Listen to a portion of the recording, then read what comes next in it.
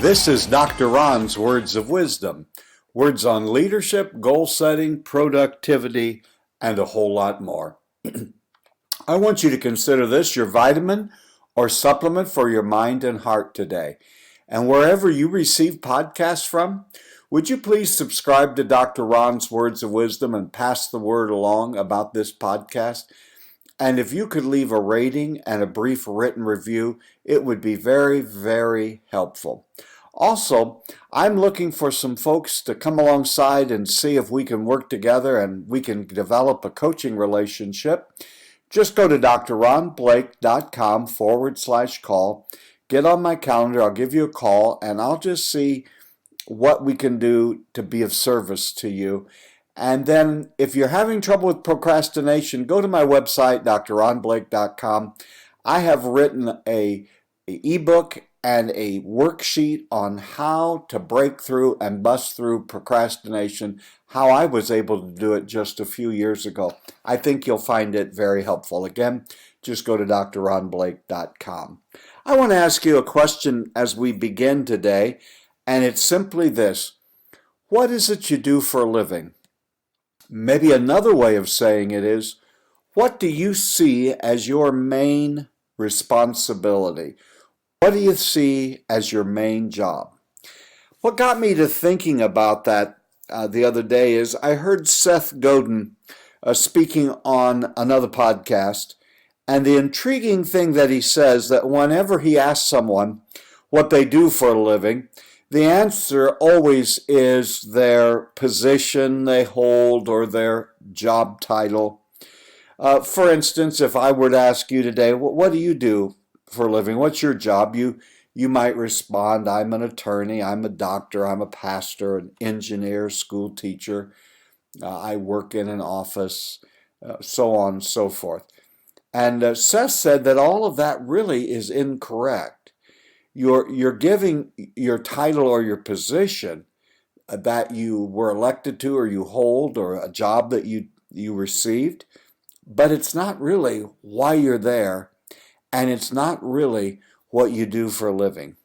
He goes on to say that what you do for a living or what you have been called to a certain place to do is to make decisions. Now, I think I've known that, but it was like I had one of those light bulb moments.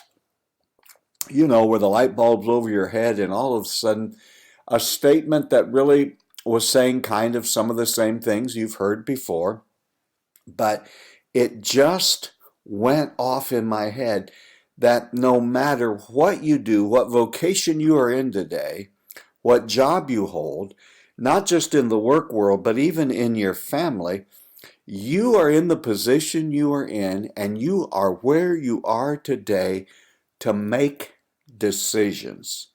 Some of the things that cause you and I the most angst, anxiety, and even fear are directly related to the fact that many, if not most, have a difficult time making decisions.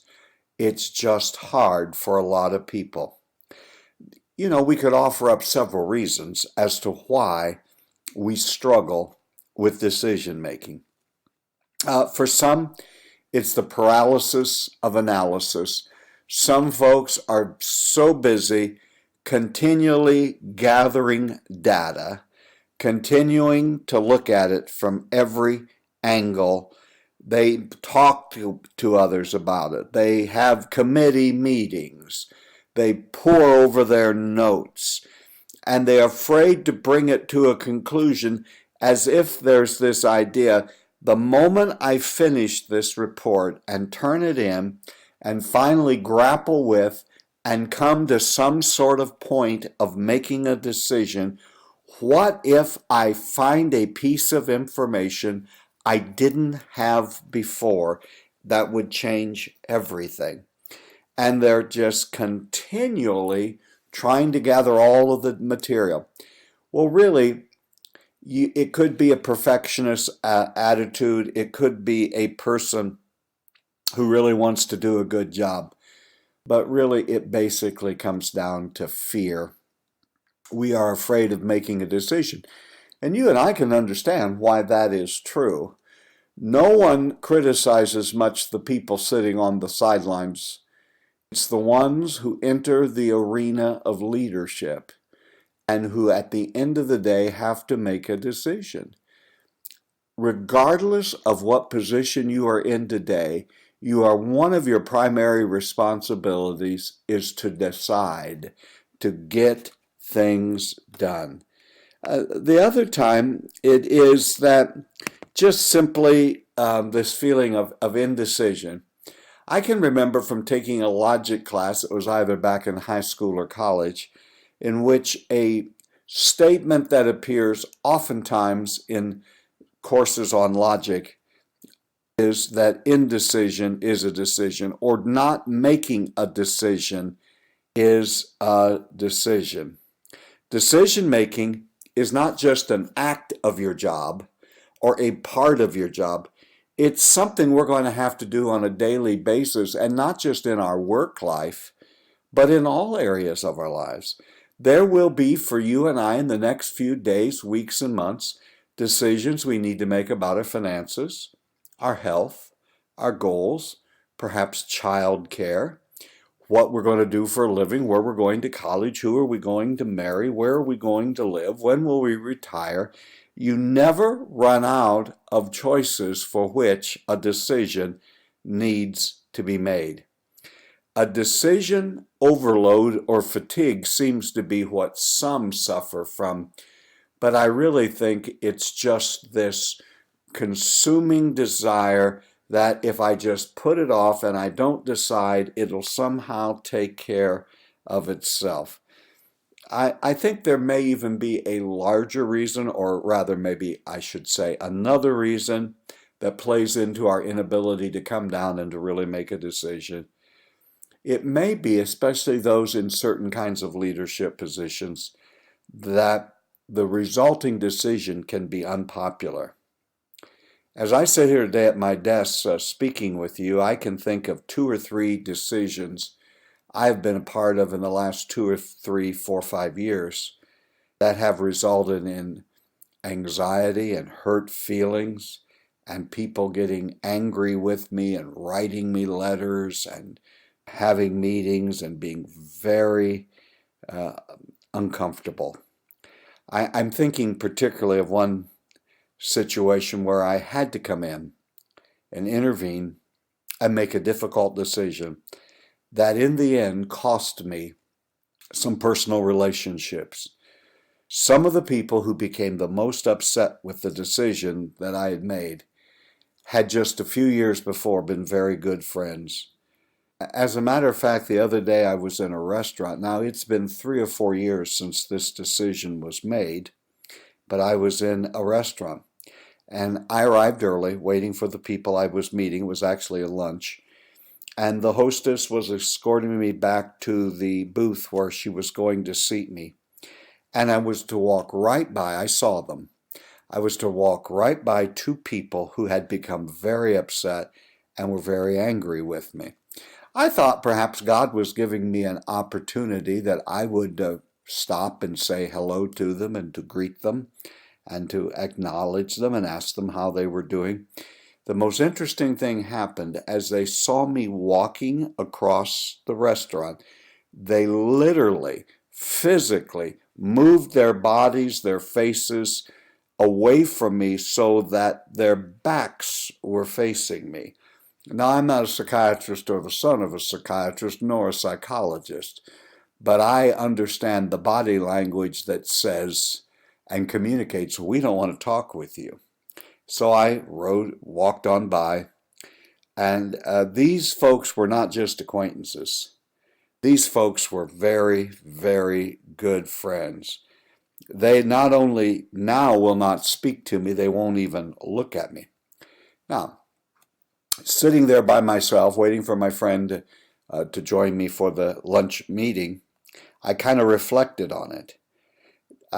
Do I regret the decision that I made a few years ago? Absolutely not. It was the right decision. It had to be done.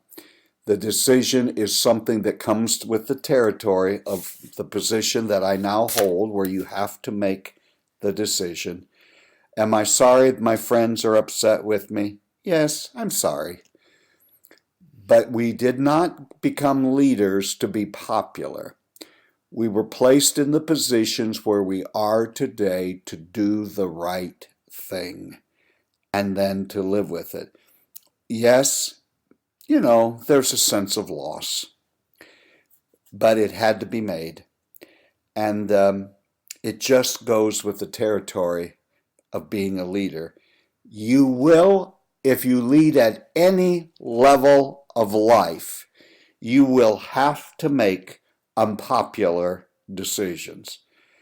Not many weeks go by that someone doesn't question a decision that I've made. And I'm not intimating that no one should ever question my decisions. Anyone at any time can question any decision. What I'm trying to communicate to you is there is a price to be paid to be a leader. And one of them is at times you will have to make decisions that are not popular. But can I tell you what the worst problem is in the area of life where I'm a leader? We're in worse problems and facing much dire situations and circumstances in certain places because leaders have refused to make decisions. And they keep putting it off, ignoring it as if it will go away, kicking the can down the alley, or putting it off until they're gone or they're retired and someone else will have to work through the problem. More pain, I believe, will come to your life by your failure to make the tough decisions than the pain that comes when you have to make the tough decision. Well, you're going to say, Dr. Ron, you just told about a painful situation that came from a decision that you made. That is true. But even what I have just described to you, if you're going to have pain, and remember it is said often, there is no such thing as a pain-free life.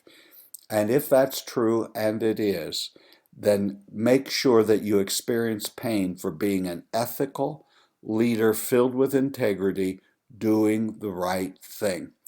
And if in fact you make the wrong decision or you didn't have all the data and information, very few decisions are irrevocable. Some are, but they're only a few. So just remember this. I don't care what your job description says. I don't even care what title you have or what you call yourself. You can be wife, husband, son, daughter, aunt, uncle, friend, companion, mentor, boss, employee, entrepreneur. It makes no difference. You are where you are today, and one of your main, if not your main responsibility is to make decisions. That's why you are there. Go ahead, make a decision. You've been listening to Dr. Ron's Words of Wisdom, words on leadership, goal setting, productivity, and a whole lot more. I trust that you will consider this your vitamin and supplement for your mind and heart. And wherever you receive podcasts, would you please subscribe to Dr. Ron's Words of Wisdom? Leave a rating and a brief written review. If you'd like to get on my calendar and talk with me to see if there's any possibility of us working together, I'm looking for the next generation, the next level leaders, someone who's stuck. If I can come alongside and help you, I'd love to. Just go to drronblake.com/call, drronblake.com/call, and we'll get together. Listen, my leader friend, regardless of what tough situation you are in today, I want you to know that I believe this from the bottom of my heart. You are doing better than you think you are. You really are. And until next time, this is Dr. Ron saying, have a great and blessed day.